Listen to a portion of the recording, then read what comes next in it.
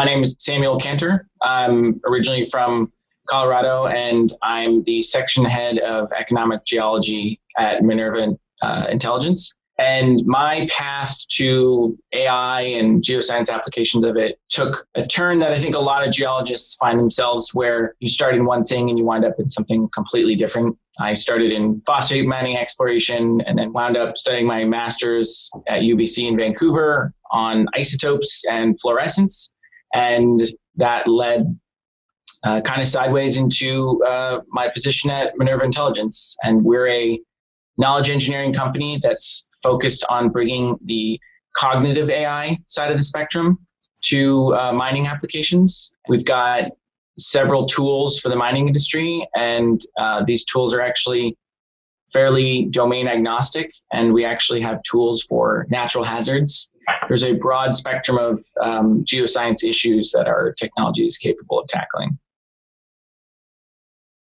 For me, a lot of what artificial intelligence applications have to say about mining problems in general is really about the cost of prediction and the value of prediction.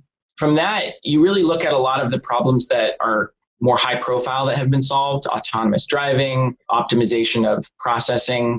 Each of those is dealing with a prediction problem that you have a large amount of data for, and you get very quick responses. Your self-driving truck can tell whether or not there was something in front of it immediately. In the same way that if you're trying to use a machine learning algorithm or some kind of artificial intelligence to optimize your recovery operation in the mill, you have what went into the mill, you have the recovery that finished.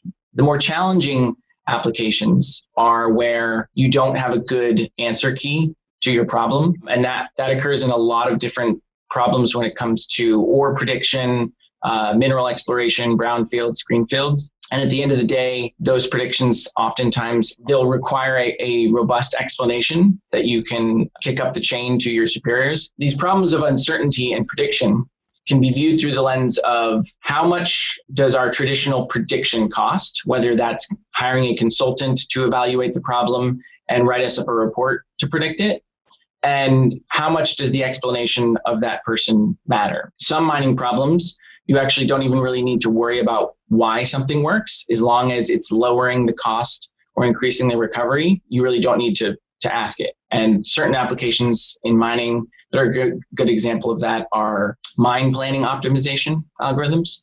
So certain algorithms that take a look at where all the employees are on the mine and where they need to be, and it just optimizes everyone's shifts. And you don't actually need to know what it's doing as long as your team is running more efficiently. I think when people start to review their procedures and they start to think of, okay, what is the turnaround time on this decision traditionally? We have to seek the consultants, we hire the consultants, they collect the data, and then they give us an answer. Those kinds of problems, that kind of thinking, evaluating their prediction value chain, that's something that I think mining companies can really, really benefit from. And none of these are ever going to be a one size fits all. It's always going to involve the geologists and technical staff on the ground knowing the ins and outs of this system. And really the ideal scenario is to just view all of these tools as a way to augment the capabilities of your existing professional staff and just let them do their job better. Minerva is a knowledge engineering company. And what that means is that we focus specifically on the knowledge within a domain. It's not enough to have a large amount of data. You need to have data in context. If you ask your chief geologist about the mineral deposit, they won't list you a bunch of facts about the deposit, right? They know every component about it, which components are connected to other ones. They can understand the relevance of your question. So Minerva's approach in the cognitive AI sphere tackles a lot of the main problems that traditional operations have, and also problems that traditional operations will have trying to incorporate AI. So some of the things we do come down to data preparation and really knowledge management. And what that means is sometimes we'll take an organization's data and we'll really look at down to the words that they use, why they use them, and what they intend to use them for.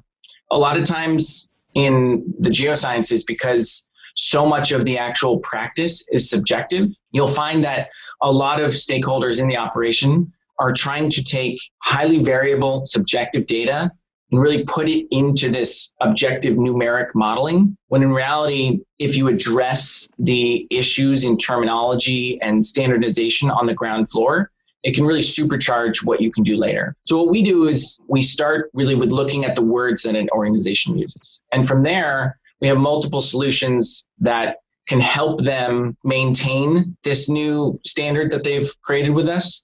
Using that, we have other tools that help them manage their documents, their mineral exploration procedures, and the information that they collect and gain insight from with their drill campaigns. It all starts with the sort of science itself. Our approach is really helpful for organizations who understand that the start of the mining value chain has a direct impact on the end of it. In the last few years, people have seen a greater push for the concept of Geo Metallurgy, which is where your geologists understand that the data they collect affects the process engineers in a certain way, that the mineral content of what they're collecting might affect the flotation, and all of these may affect the environmental remediation at the end. Our approach of focusing on getting the words right and the actual terminology that your scientists are using, this has so many downstream effects. And I think once companies start seeing that, they'll really realize that it allows them to do their traditional operations better. And then it also allows them to employ more data-hungry versions of artificial intelligence in a much better way.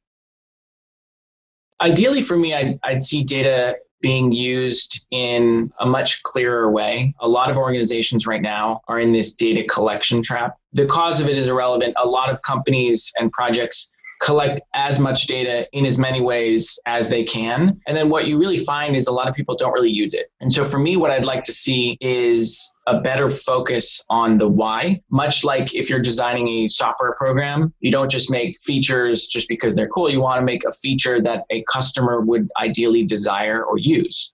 So in the same way that you want to collect data with a clear end goal in mind. The consequence of that is really that a lot of companies have this mountain of data that they've collected, and then they kind of expect that maybe a big data solution can solve it. The problem is if they hadn't really thought about what they wanted to use the data for at the end of the chain, they didn't really collect the data the right way. And so what some of these organizations are finding is despite the fact that they have hundreds of thousands of records, they really can't use them without a lot of effort. It'd be really interesting to see companies focus a bit more on taking charge of that and initiating a data manager or a data intention professional. And one of the things that we like to propose is the concept of a knowledge management officer. And that kind of person is essentially in charge of the domain knowledge that a particular application within the mine or the exploration program is responsible for. And a knowledge management officer may use one of our software programs like Solace or Leo to really tie in what their data is being used for. But at the end of the day, it means that when the organization's management finds out that they can't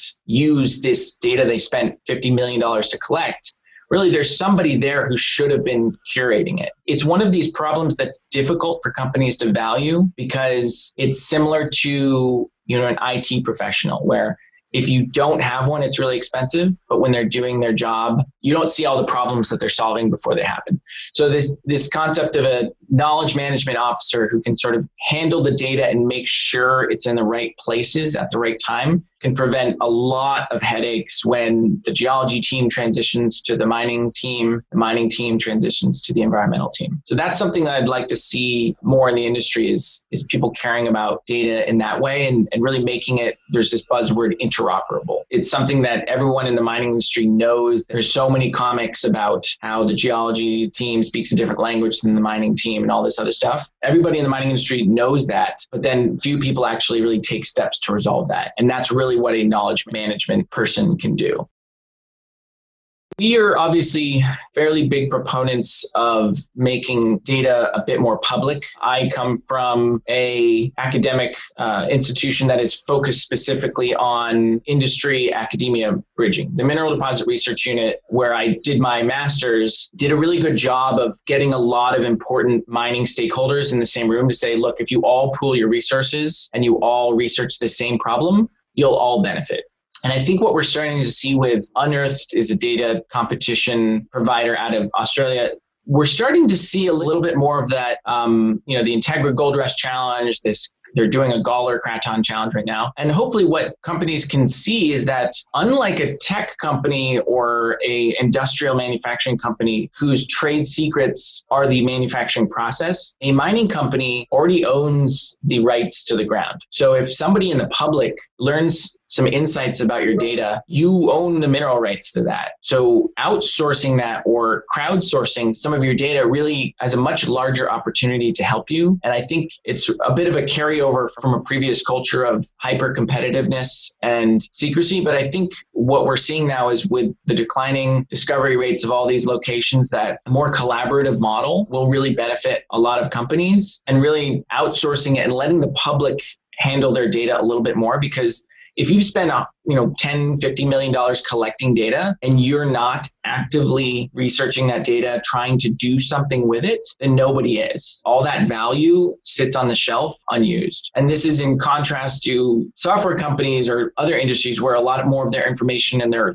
effort is public. And so people can work on finding bugs for a software company. People can't work on finding bugs for a closed data system mining. I think a bit more of a change in the perception of sort of that risk calculus would be helpful. And it's understandable why companies don't want to have everything public. I think really at the end of the day, they'll benefit more than it'll hurt them.